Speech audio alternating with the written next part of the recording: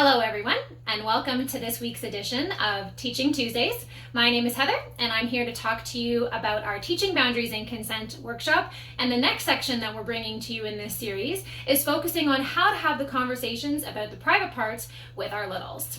So these conversations can be sometimes missed or feel a little awkward, and that makes sense for a lot of reasons. We're not really sure where to start, we're not sure what words to say, or maybe how much information we really should be giving our kids at different ages. So I hope today gives you a couple of ideas about how to maybe start those conversations or continue those conversations if you're already having them, and we'll go from there. So like I said last week, we really look at this education as a whole. So talking about the body from head to toe can be a really gentle way to bring in the conversation and kind of start it. And I've brought along my participant manual today as well, which just really highlights a lot of why we're talking about this subject and some resources and activities in here too. So I'm going to reference it throughout here a little bit as well today. So when we think about the importance about talking about the body as a whole and introducing the body, we're really looking at becoming familiar with the proper terms of all of the body parts, private parts included, and understanding that each part has its own function. These conversations, if they happen during those teachable moments, kind of throughout daily life and not just an isolated talk, it increases our comfort and our children's comfort with the topics, increases our knowledge and their knowledge, and gives everyone a sense of body autonomy. All really great things to have. This conversation also opens up the lifelong conversation about healthy sexuality, body image, and relationships with ourselves and with other people. So we hope that by having the conversations when the kids are little, that when they get a little bit more older and a little bit more mature and are engaging in more intimate partnerships, that they feel comfortable having healthy communication with their partners and maybe even coming to us or a trusted adult with some questions as well. So I would like to emphasize that these conversations don't have to be one isolated, big birds and the bees talk, that they can happen when those teachable moments come up, maybe when a kid asks us a question and we kind of freeze like a deer in the headlights and say, oh wow, I don't really know what to say to this. So the more that we think about it and maybe watch some of these videos or read about these topics, we might feel a little bit more confident when those situations kind of come up. And they can be fun. I know there's nerves and kind of curiosity about how it's going to go, but if we think about it from more of a fun educational standpoint, leaving the sex conversations out of the picture, then it can be a really interesting way to connect with our kids. So perhaps we're scientists and we're learning how the body works, or we're yogis connecting mind to body, or mechanics looking at all the parts and seeing how they fit together, or even explorers creating a map of the body. These are just some little examples of how to incorporate some of that fun and that interactive learning with yourself and your child. And you might have a really great idea as well too. There are also lots of books out there that talk about the bones, the organs, how the brain works, how the body all fits together, and even some of those books on private parts too. So we encourage trying to look up some of those. We have some resources available as well. And then we also had these really, really great coloring pages created about the body. So you can see over here where we've drawn in detail the different organs that are inside the body as well, to have conversations about the parts there too.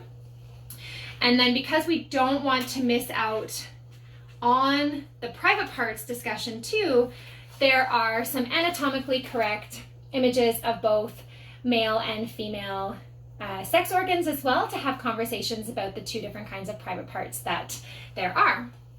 So great little resources there to encourage a conversation. Coloring is a really great way to talk about things that make us feel a little bit uncomfortable, because we can sit next to each other and color, and that decrease in eye contact sometimes makes it a little bit more easy to be a bit more open.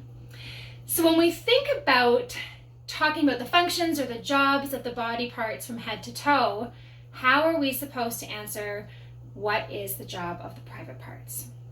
So just sit with that question for a moment and think, maybe how would I answer that? Where would I start? And so I'm going to offer up a couple of suggestions, and I'm going to emphasize suggestions because we all have our different ways of communicating and sharing and different words that feel comfortable for us. So I really encourage you to take the information that resonates with you today and change it up so that it feels okay coming out in your own words. So I've got a couple of examples of describing the job of the private parts. So the first one is, depending on which private part you're talking about, your penis, vagina, vulva, bum has a really important job to do. It helps you go to the bathroom and teaches you how to potty train. So that's a really great one for that 2, 3, maybe even 4-year-old age mark. And if you're looking to get a little bit more in depth, or maybe your child is asking a few more questions, you can use this following statement. So just like your brain thinks and your lungs breathe, your private parts have a very important job to do too. Your private parts help create babies, and that is something that is for adults and something that we'll learn a little bit more later. But for now, that's all you really need to know. So that is one way to say that as well. And yes, there might be some follow-up questions. Kids are curious and they have lots of why questions that exist in their little brains. So you might be anticipating some of those follow-up questions and thinking about how to answer them. We always want to try and look for an age-appropriate answer, and sometimes there isn't one. And it is okay to say, you know, I've given you everything that you need to know as a 7-year-old girl or boy, and we'll talk about it a little bit more the next time it comes up. And you can say no to having the conversation after that. Another way to do it too, if you do want to give them an answer but you're not quite sure how to go about it, acknowledge, that's a great question. I'm not really sure how to explain it, so I'm going to do a little bit of research and I'll come back and give you an answer. And just make sure you come back to the conversation too, and we're not leaving that hanging in the wind or anything like that as well. So a little bit more about the private parts. One of the questions that kids often ask is, why are the private parts private?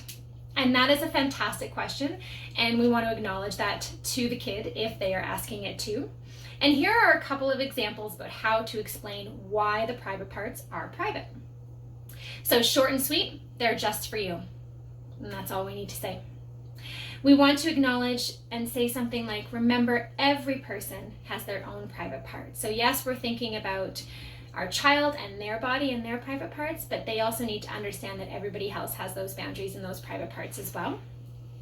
Private parts can be very sensitive and can make us feel different things in our hearts, heads, and tummies.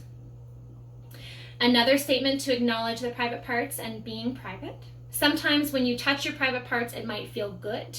This is okay, and the best place to do that is when you are alone in your room or in the bathroom. And last one, there are different things that happen to and with our private parts at different ages in our lives. And some things are meant for adults and some things are meant for kids. So again, another way to kind of separate that there's certain things that kids get to know, and then there's certain things that we know when we become a little bit older. This is also a really great time to throw in a little bit of information or guidance about what would your kid do if someone was looking at or touching their private parts. And this isn't always the most comfortable conversation to have or the most comfortable conversation to think about, because then we are acknowledging that that sort of stuff exists in our world. So a really great way to kind of slide that information in is to simply say, you know, if anybody was ever looking at or touching your private parts, here are a few things you can do. Come and let mom and dad know, or a caregiver know. Trusted adult, who might your trusted adults be? And you are allowed to say no to those kinds of touches or those kinds of looks too. So those are just some short and simple ways to kind of give them that information. Again, those ongoing conversations, not those isolated talks. And so you can kind of add that in when it feels right and when it feels comfortable for you. So that is, in a very short nutshell, a little bit of information about how to talk to our kids about their private parts, the functions of the private parts, and why they might be private. So stay tuned for our next Teaching Boundaries and Consent video series next Tuesday. Thanks so much. Have a great day.